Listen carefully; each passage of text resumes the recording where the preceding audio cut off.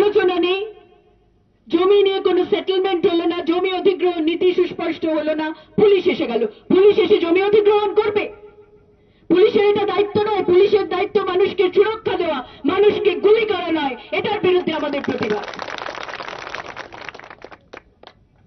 আমি জানি, কারণ এই জমি সমস্যা নিয়ে আমিও ভুগছি আমার উত্তরবঙ্গে এইমস হাসপাতালের জমি নিয়ে। একজনও অনিচ্ছুক চাষি নেই, সবাই ইচ্ছুক চাষি। তবুও মুখ্যমন্ত্রী বলছেন আমি চাষির থেকে জমি নেব না। হাসপাতালের জন্য জমি নেওয়া হবে না, শিল্প করার জন্য জমি নেওয়া হবে না, রাস্তাঘাট করার জন্য জমি নেওয়া হবে না। তাহলে বাংলার উন্নয়নটা হবে কোথা থেকে? যে মামাটি মানুষের স্লোগান তুলেছিলেন একসময় তৃণমূল সরকার, আজকে পশ্চিম বাংলার বুকে বলতে খুব যন্ত্রণা হয়, দুঃখ হয়। মা বোন ধর্ষিতা, মাটি রক্তাক্ত, লোমা গ্রাম তার উদাহরণ। সিবিআই তদন্ত যেমন চাওয়া হয়েছে নিশ্চয়ই, কিন্তু মানবাধিকার কমিশনের সবার আগে যাওয়া দরকার।